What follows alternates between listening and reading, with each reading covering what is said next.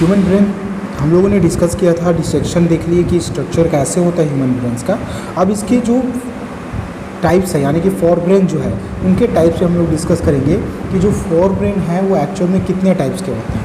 ठीक है, parts of brain पे डिस्कस करने वाले हैं हम लोग। ओके, सो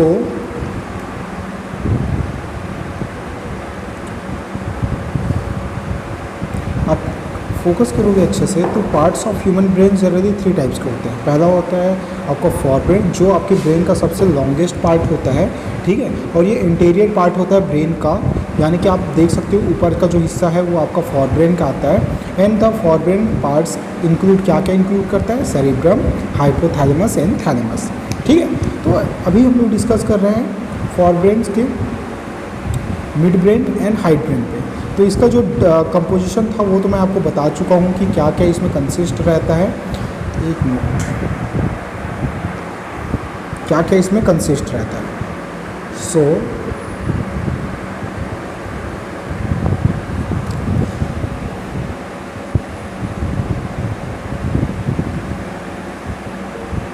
ओके, देखो भाई, जो प्रीवियस क्लास है उसमें हम लोगों ने डिस्कस किया था सेरिब्रम। जो सेरिब्रम होता है ये एक्चुअल में क्या होता है? ब्रेन का सबसे आउटर व्यू पोर्शंस है, आउटर पोर्शंस है। ठीक है, और इस ब्रेन का सबसे बड़ा पोर्शंस भी है। तो cerebrum is the largest part of the brain and it is consist of the cerebrum cortex and other सब कॉर्टिकल स्ट्रक्चर्स। यानी कि ये जो सेरिब्रम है ये जो होता है सेरिब्रम कॉर्टेक्स एंड सब कॉर्टिकल स्ट्रक्चर से फॉर्म होता है। It is composed of 2 cerebral hemisphere, most important, 2 cerebral hemisphere are joined together by heavy dense band fiber called carpals collagen. okay, carpals collagen जो होता है उनके थ्रू ये क्या होता है? ज्वाइंट होता है, 2 हॉफ्स के फॉर्म में रहेगा और carpals collagen के थ्रू क्या होगा? ज्वाइंट होगा। The cerebrum is further divided into 4 sections. और लोग मतलब जो सेरिब्रम होता है जब आप देखोगे जनरली सेरिब्रम ऐसा विजिबल होता है। अब ये जो सेरिब्रम है इसमें पोर्शंस आपको विजिबल होंगे, ये पोर्शंस है सब। सपोज कर लो ये जो है ऐसा टाइप का पोर्शंस रहता है। तो इनको अलग अलग सेक्शन में क्या किया गया है? डिवाइड किया गया है। तो फर्स्ट जो लोब है that is frontal lobe. Frontal lobe जो है वो क्या होता है? जनरली फ्रंट का, यानी कि जिसको हम लोग बोलते हैं माथा। ठीक है, इसको बोलते हैं फ्रंटल लोब। यहाँ पे आपका सेरिब्रम का फर्स्ट लोब है। It is associated with part of speech, planning, reasoning, problem solving and movement. Most important, ये जो पार्ट होता है ब्रेन का वो स्पीच करने के लिए, बोलने के लिए, किसी चीज़ को प्लान करने के लिए, रीजनिंग करने के लिए, एनालिसिस करने के लिए और किसी प्रॉब्लम सॉल्विंग और मूवमेंट के लिए रिस्पॉन्सिबल होता है। यानी कि ये सारी एक्टिविटीज़ फ्रंटल लोब करता है। जो नेक्स्ट है parietal lobe. Parietal lobe just frontal lobe के बैक साइड होता है, यानी कि जस्ट पीछे रहता है। ये क्या है? ये हेल्प ऑफ मूवमेंट में हेल्प करता है कि मूवमेंट आपका कैसा होना है, यानी मस्कुलर अट्रैक्शन पे इसका पूरा कंट्रोल रहेगा। यहाँ के जितने भी क्या रहेंगे? न्यूरॉन्स रहेंगे।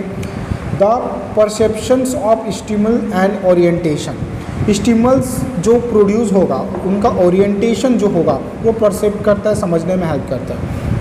उसके बाद जस्ट पेरेंटियल लोब के बाद रहता है ऑसिपिटल लोब। ये जो ऑसिपिटल लोब है it is related to visual processing. जो हम लोग देखते हैं, ठीक है, उन सारे प्रोसेसिंग से कनेक्टेड होता है आपका ऑसिपिटल लोब। लास्ट जो है वो है टेम्परल लोब। टेम्परल लोब जो है guys, this region is related to the perceptions and recognition of memory, audible stimulus और स्पीच। यानी कि जो चीज़ आप सुनते हो, समझते हो, उसको रिकॉन्जिनेट करने के लिए, मेमोरी के उस पोर्शंस को रिकॉर्जिनेट करने के लिए क्या होता है? हेल्प करता है। यानी टोटल रिकॉर्डिंग पोर्शंस है ये।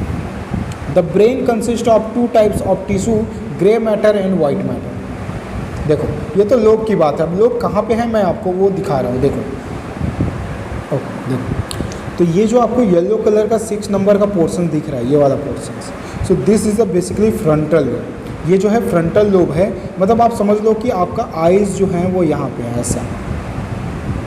ऐसा टाइप का। तो ये जो पोर्शंस है आइज़ वाला पोर्शन, तो आप ये समझ लो कि ये कहाँ पे है। ये जो एंगल है इसको बोलते हैं फ्रंटल लोब।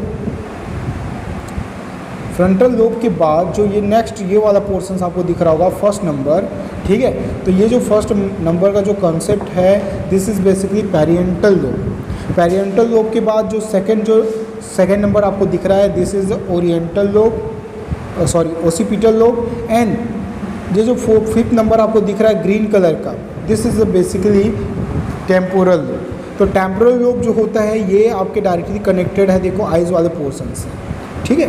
तो ये आपके लोब है, मतलब ये एक्चुअल में क्या है, पूरा का पूरा सेरिब्रम ही है जो 2 हाफ्स में 2 पार्ट्स में डिवाइड होता है और पूरे ब्रेन के ऊपर पोर्शंस में रहता है।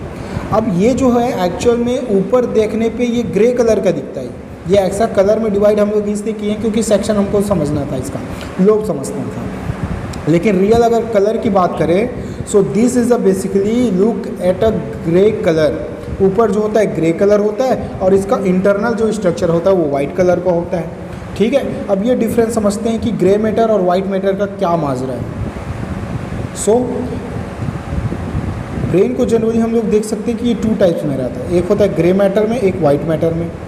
Mainly consist of various types of cells which make up the bulk of the brain. ये ब्रेन का बल्क क्या करता है, जनरली ये जो grey matter and white matter का जो कॉन्सेप्ट है, अगर आप उसको समझोगे तो ये कुछ ऐसा है। आपका जो ब्रेन होता है, जैसे फॉर ब्रेन है, तो फॉर ब्रेन का ये जैसे पोर्शंस मैं बना रहा हूँ,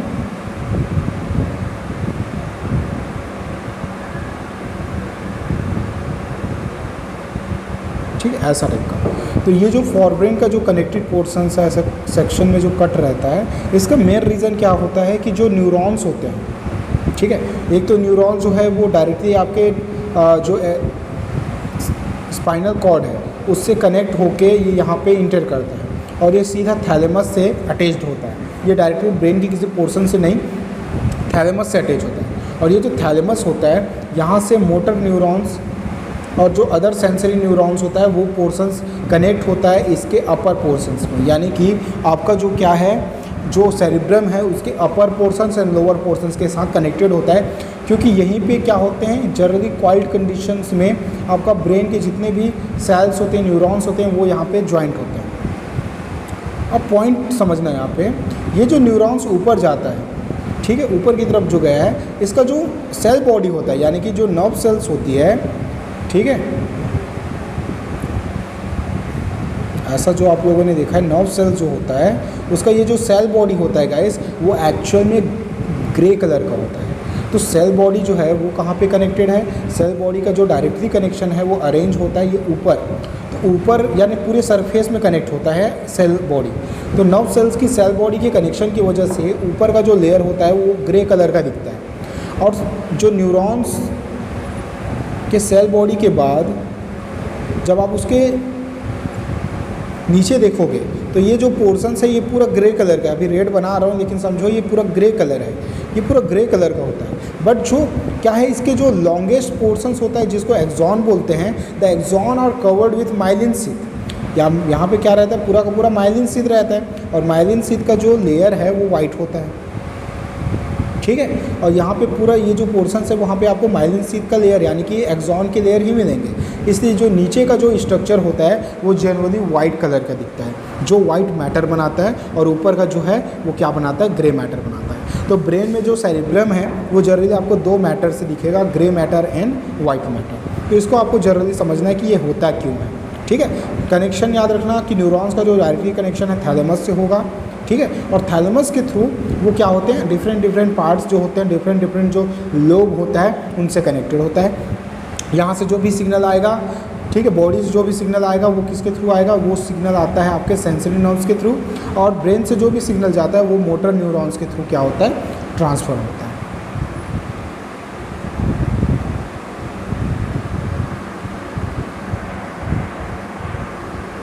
ओके, नेक्स्ट देखो guys, the excretory portions of the cerebrum is called the cortex और cerebrum mental.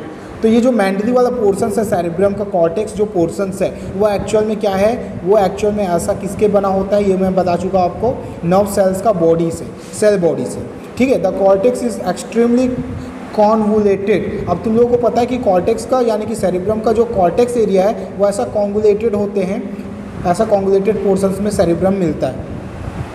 Due to which it is has a large surface area. This cerebrum also include sensory areas, association areas and motor areas. Sensory areas to receive the message, जो message को रिसीव करता है वो उसको sensory area बोलते हैं. किसका? आपका बेसिकली सेरेब्रम का लोब, यानी कि उसका कॉन्वोलेटेड पोर्शंस को, जहाँ से वो ऐसा आपको मुड़ा मुड़ा ऐसा दिखेगा कॉइल्ड होते हुए. एसोसिएशन एरियाज, एसोसिएशन एरियाज क्या है? This areas integrate the incoming sensory information. It form connection between sensory areas and motor areas. यानी कि जो सेंसरी एरियाज आ रहा है, ऐसे सेंसरी एरियाज जो उसको कनेक्ट कर रहा है, और जो बेसिकली उसको क्या कर रहा है, मोटर एरियाज, मोटर न्यूरॉन्स के थ्रू जो कनेक्ट करेगा वापस भेजने के लिए. तो उन दोनों के बीच जो कनेक्शन का लिंक होता है उसको बोलते हैं हम लोग एसोसिएशन एरियाज. अब ये जो सेंसरी एरियाज हो गया, ये मोटर एरियाज, जहाँ से इम्पल्स जो होता है इंस्ट्रक्शन के फॉर्म में पूरे बॉडी में जाता है. So motor areas, this areas is responsible for the action of the voluntary muscles. आपके वॉल्यूटरी मसल्स जहाँ पे आपका कंट्रोल रहता है उसके थ्रू ये एक्शन परफॉर्म्स करता है. कॉमन समझना, जैसे मॉस्क्यूटो ने आपको काटा, ठीक है, मॉस्क्यूटो बाइट किया, मॉस्क्यूटो का जो सेंसरी न्यूरॉन्स के थ्रू आपके ब्रेन को जाएगा. यहाँ पे जो ब्रेन होगा वो एसोसिएशन एरियाज़ के थ्रू ज्वाइंट होगा और मोटर एरियाज़ को भी ज्वाइंट करके रखेगा. मोटर एरियाज़ को जब ये सिग्नल मिलेगा, यानी कि ब्रेन को जब ये सिग्नल मिलेगा, ब्रेन उसके अगेंस्ट अपना इंस्ट्रक्शन सेंड करेगा बॉडी में. तो ये बॉडी से सिग्नल जो सेंड होगा वो मोटर न्यूरॉन्स के थ्रू पूरे बॉडी में फैलेगा और मॉस्क्यूटो बाइटिंग के अगेंस्ट कोई भी एक्शन दिया जाएगा. ठीक है, तो ये एरियाज बोल दो या इसी को न्यूरॉन्स बोल दो, एक ही मतलब है. बट आपको ग्रे मैटर और वाइट मैटर अच्छे से क्लियर होना चाहिए. ओके, नेक्स्ट देखो फंक्शन क्या है. सेरिब्रम फंक्शन, सेरिब्रम का जो फंक्शंस है वो क्या है भाई? सेरिब्रम के अलग अलग लोब हैं, सारे लोब का अलग अलग फंक्शन होता है ना. अभी देखो मैंने बताया था, ये देखो ये सारे फंक्शंस हैं लोब के. क्या क्या है? फ्रंटल लोब का जो फंक्शन है वो इस part of speech, okay, planning, reasoning, problem solving और मूवमेंट, इन सारे चीज़ों को फ्रंटल लोब कंट्रोल करता है. पार्शियल जो पैरेंटल लोब है वो मूवमेंट में हेल्प करता है, ठीक है, और स्टिमल्स का ओरिएंटेशन में हेल्प करता है, उसको स्टिमुलाइट करने में हेल्प करता है. ऑसिपिटल जो लोब है, this is related to the visual processing. जो आप देखते हो उन सारी चीज़ों के अगेंस्ट एक्शन करने का काम ऑसिपिटल लोब करता है. टेम्पोरल लोब ये जो होता है वो बेसिकली किसी मेमोरी को स्टोर करने, यानी कि मेमोरी को रिवाइज करने के लिए ऑडिटरी स्टिमल्स और जो स्पीच है उसको समझने में हेल्प करता है.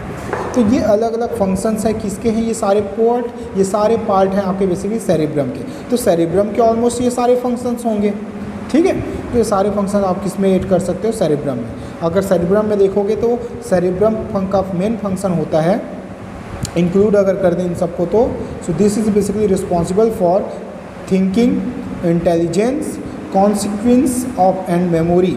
It is responsible for interpreting, touch, hearing and vision. इन सब के लिए रिस्पॉन्सिबल है. जो आप देख रहे हो, जो आप सुन रहे हो, जो आप महसूस कर रहे हो, जो आपकी इंटेलिजेंसी है, सोचने समझने की जो पावर है, वो सारी चीज़ें सेरेब्रम कंट्रोल करता है. उसके बाद आता है आपका थैलेमस, ठीक है. थैलेमस यानी कि आप देख सकते हो कि सेरेब्रम का कौन सा पोर्शन आ गया, जस्ट नीचे वाला पोर्शन, जहाँ से थैलेमस वाला पोर्शन से ये थैलेमस ऐसा रहता है.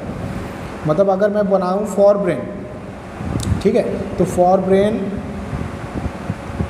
ये आपका फॉर ब्रेन हो गया.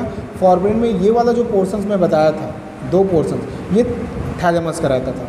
फिर यहाँ पे आपको हाइपोथैलेमस मिलता था ये वाले पोर्शंस में, और इससे फिर फर्स्ट वेंट्रिकल और सेकंड वेंट्रिकल ऐसे ज्वाइंट रहते थे, ठीक है. और ये फर्स्ट एंड सेकंड वेंट्रिकल के अपर पोर्शंस में, यानी कि यहाँ से आपका जो ब्रेन का सेरेब्रम पोर्शंस है वो ऐसे टू हाफ्स में ज्वाइंट होता था. ओके, तो ये थैलेमस का पोर्शंस क्या फंक्शन करता है थैलेमस. देखो, the thalamus is a small structure located right above the brain stem.